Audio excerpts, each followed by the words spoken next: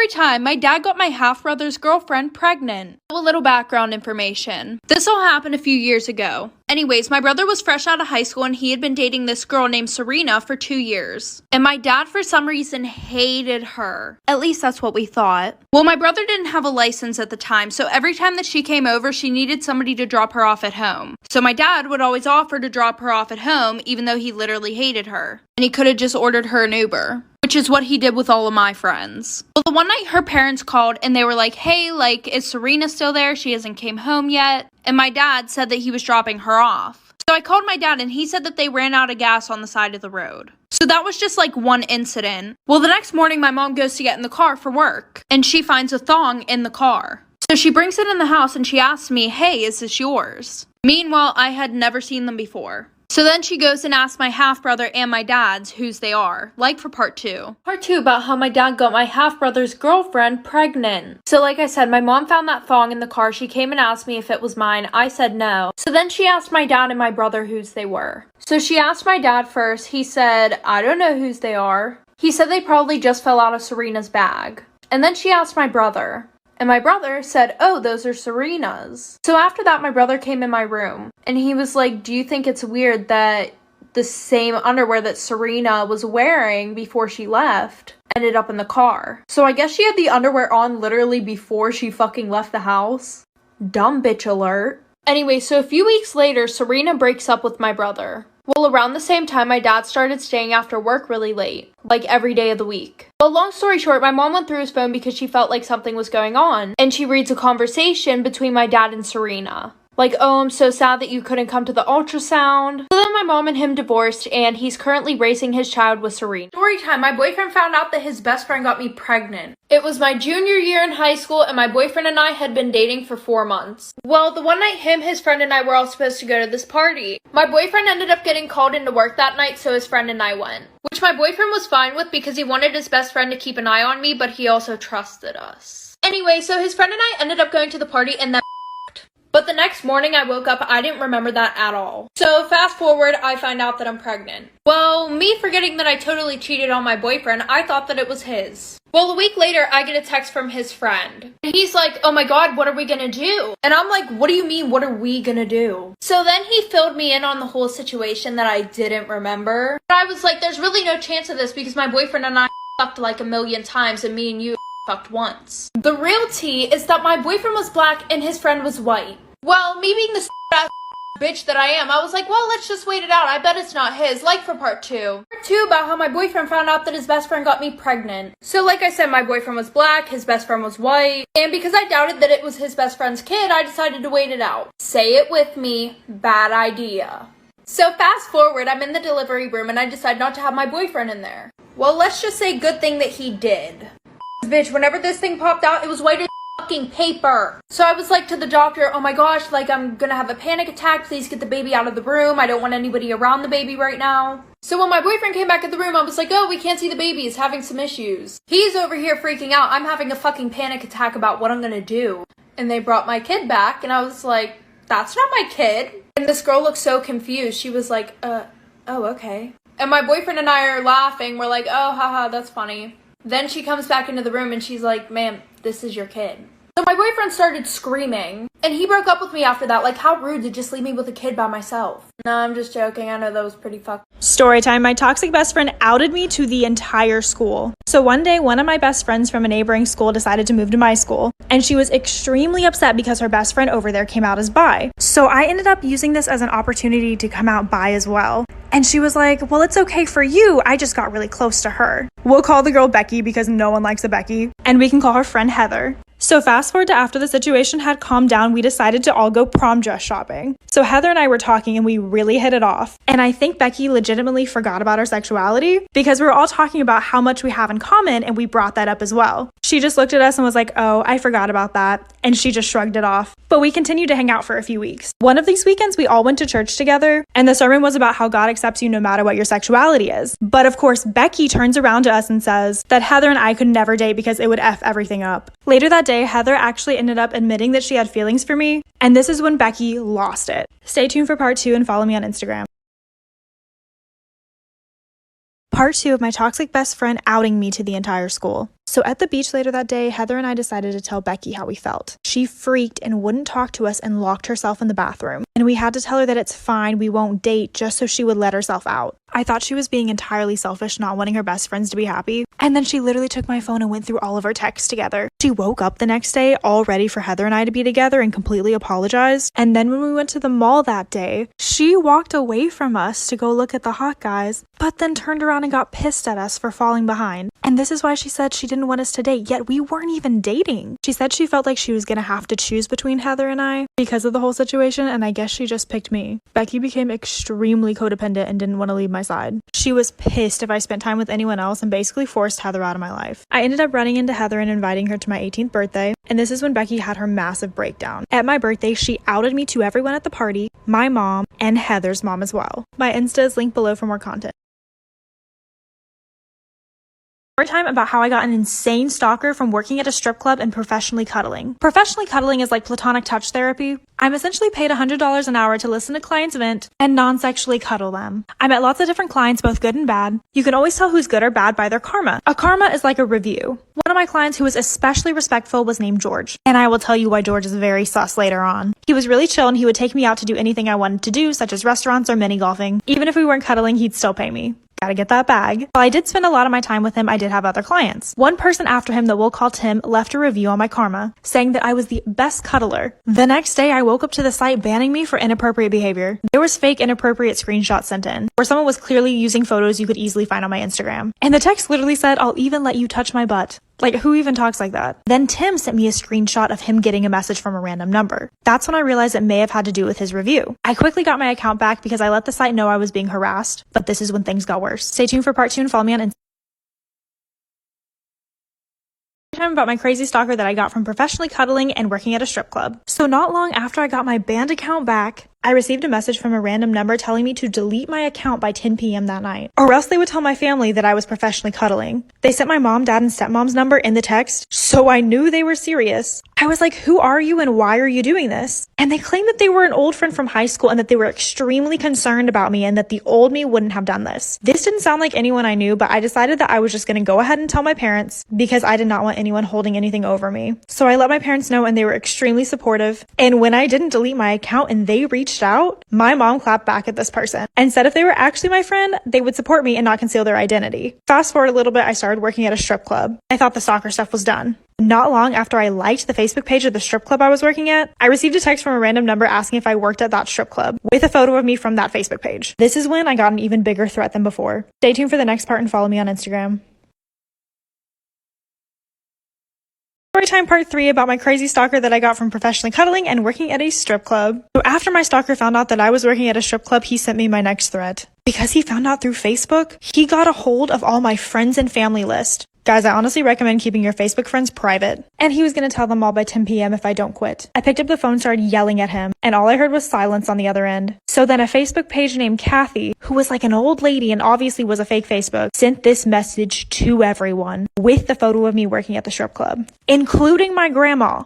Like, are you trying to give my grandma a heart attack? So I had to explain to everyone that I was working there, but not as a stripper. This is when George reached back out to me, saying that he also got the same message from Kathy. But how would this mysterious Instagram know to message him? He was like, oh my gosh, I can't believe you're working at a strip club with all those dirty old men. He offered to help and said I should quit. And that's when I put the pieces together that he was my stalker. I was able to compile the evidence together and get my old account back, which he'd banned again. And I haven't heard from him since. If you have a story like this, follow me on Instagram and shoot me a DM. Crush on my brother's best friend. We're gonna call him Pedro. One day, my brother and Pedro had a plan to go to the beach together, and then Pedro invited me. And I was like, let me check if I have something to do. I don't. I'm going. I'm gonna go, Pedro. Don't worry. The night before, I was like, I need to look scandalous. Like, so scandalous. So I remember I wore this two-piece bathing suit. So long story short, the day came and we went to the beach. So we get to the water and immediately I go in. I wanted to show him, like, I'm a bra girl. Oh, this is the best part. So I'm coming out of the water and I'm trying to look like a baddie. Like, I'm trying to walk out all cute, like the hair is wet and everything. And I noticed Pedro was looking at my legs. So I was like, maybe he's trying to shoot his shot. So I went to go tell him something. And I was like, why do you keep looking at me? And he was like, look at your legs. I look at my legs. There's a whole ass piece of poop from the beach water. Story time about my shitty ass ex-boyfriend. So a little background information. My ex and I have been dating for about 2 years. And throughout those 2 years, he was a dick.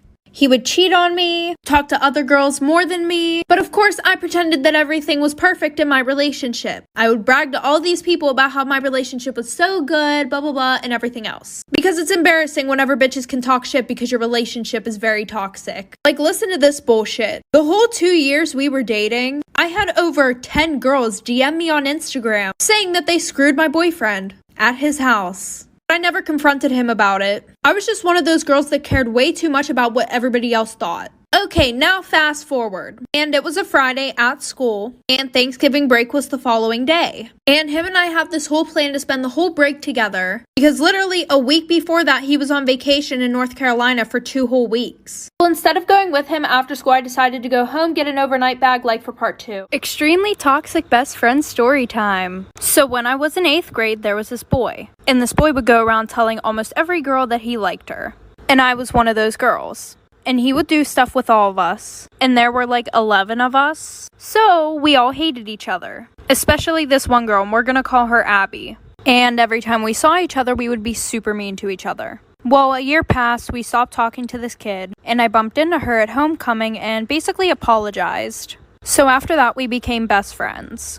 And everything was good until every time I told her about a guy, she would start talking to them. Like this one boy that I was Snapchatting and talking to, she accidentally sent nudes to him and said, "Oh, sorry, I meant to send them to my boyfriend." So then she called one of my other best friends and said, "No, it actually wasn't an accident." And of course he told me because he was my best friend. So I was like, whatever, and stopped talking to the boy. And she did it again, like for part 2. Extremely toxic best friend part 2.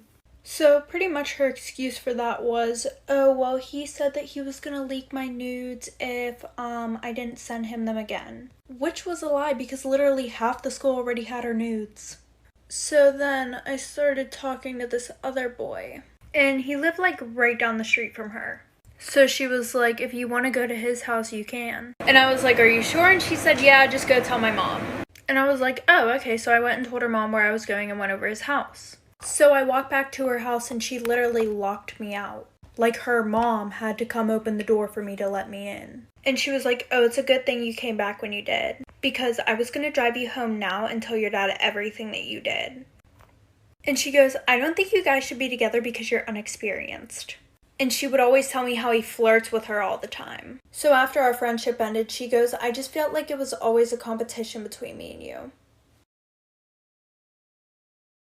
Story time, Tinder edition. Okay, the story blew up on Twitter like a while ago, but I'm just gonna retell it because it's very informational. So there was this guy and this girl, and they met through Tinder, and then they met up and they went on this date. And they were out at dinner, and then she starts not feeling so well. And then she says, I really need to go home. And he says, yeah, I'll drive you home. And she says, okay. So then they get to her house, and then she starts feeling better. So then she says, do you want to come in for some coffee? And then he says, yeah, sure. So they go inside, they have their coffee, and then she doesn't feel well again. And she's like, oh, I'm sorry, I don't feel well again. I think you really need to leave. And he's like, okay. And he leaves. And then she goes to bed, and in the middle of the night, she wakes up, and she hears this noise down in her kitchen. And so she locks her door, and she calls the cop. And the 911 operator is just on the other line saying, can you just stay on the line until the cops get there?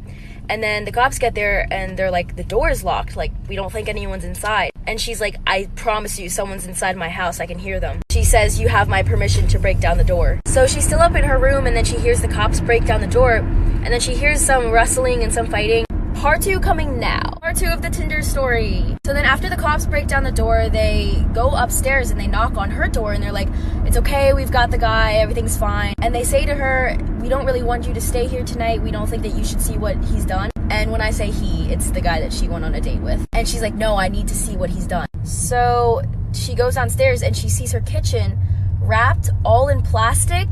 And there's a saw and a hammer and a knife.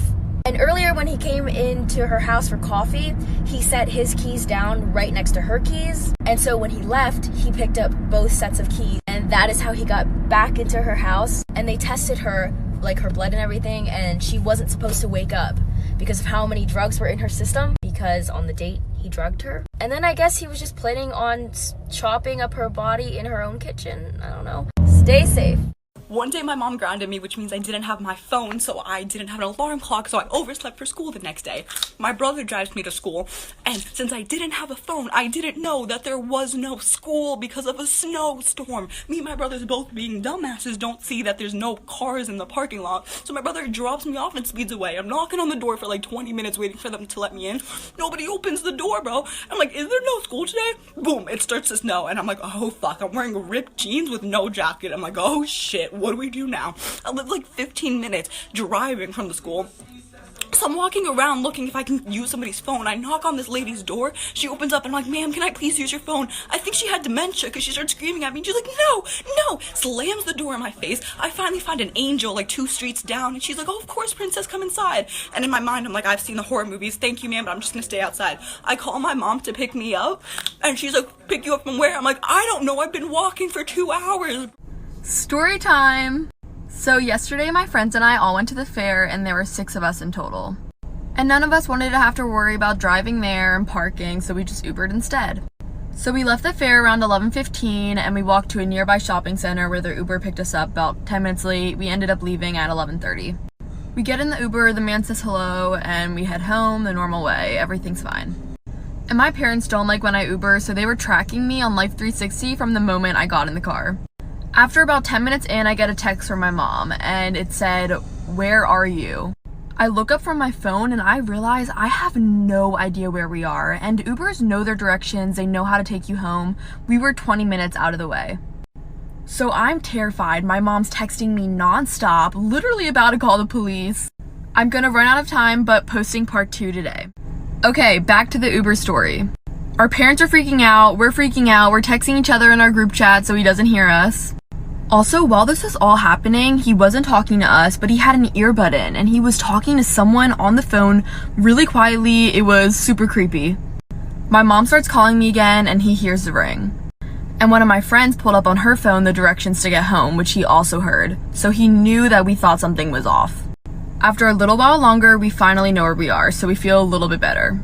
We were getting really close to the turn that goes into my friend's neighborhood, and we were thinking, if he doesn't make this turn, we're screwed.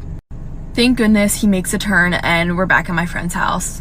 But the scary thing is what if he was planning something, but since our phones were ringing and we had the GPS up, that he changed his mind? Because we were not going home. I still can't stop thinking about it. This is the one time Life 360 has come in handy. We're all safe now. Story time about how my boyfriend was plotting to kill me. So this was around my senior year in high school. Me and my friend Jessica were out at this restaurant and we ran into this really cute dude. My friend Jessica was like, girl, you should go over there and talk to him. Now, I usually didn't do this, but for this one, I made an exception. So I went over and asked his name. He told me his name was Mike. He was so charming and we exchanged numbers instantly. Now, we only exchanged numbers after talking for about 10 minutes. Once I got cool vibes from him, it was a wrap. Once I went back to my friend Jessica, I was so excited that I actually got his number and we started to text immediately. So I went home and we were texting and I was telling him about the school that I went to and just basic conversation. We texted all day into the night. So the next day he took me on a date and we went to this really nice restaurant. So that next Monday came around, I ran into Jessica and was telling her how much fun we had. That Monday at school, I ran into Jessica and she looked so disturbed, like for part 2. This is part 2 about how my boyfriend was plotting to kill me.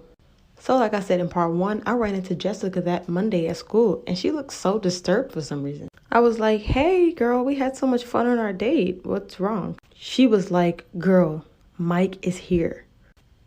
I don't know why she looked so disturbed. I was excited to find out he was going to our school. But once I told her how happy I was about it, she was happy for me. So to fast forward the story, Mike and I started dating and we're dating for about a month now. So out of nowhere, Mike started acting really weird and telling me how he was a dry texter all of a sudden. And how he wouldn't text me, he would only talk to me if I saw him in person. I just assumed he wanted to hang out more, so I started going to his house more. I started spending the night at his house more often and we started going to school together. But I definitely noticed something was off when I would go to sleep. Anytime I woke up in the middle of the night to check my phone or to go use the restroom, I would notice he was just up staring at me in the bed. This gets crazy, like for part 3. Part 3 about how my boyfriend was plotting to kill me. So like I said in part 2, I noticed stuff was kind of weird. Every time I woke up to check my phone, he was always up in the bed just staring at me. So one morning, I set my alarm 30 minutes earlier than I usually do so I can get up for school earlier. I noticed he wasn't in the bed, so I'm using my flashlight and I'm just walking around the room, looking in the closet, trying to find out where he went. So I checked the restroom, he's not in there. I checked the bed, under it, the closet, he's not there either. So as I'm walking down the stairs, he's coming up the stairs. He had boots on, a leather jacket, sweats, and gloves. He was holding a knife and he had a big trash bag with him. I was like, Mike, what are you doing? He says, oh, I just didn't want to wake you up, but I was getting ready to take the trash out early. Him having a knife did not make sense to me, so I turned around and I took off running upstairs. He then screamed, let me explain, while he was trying to stab me. I jumped out of the window in the bathroom, then later, once I got home, I found out his name wasn't even Mike and he was a serial killer.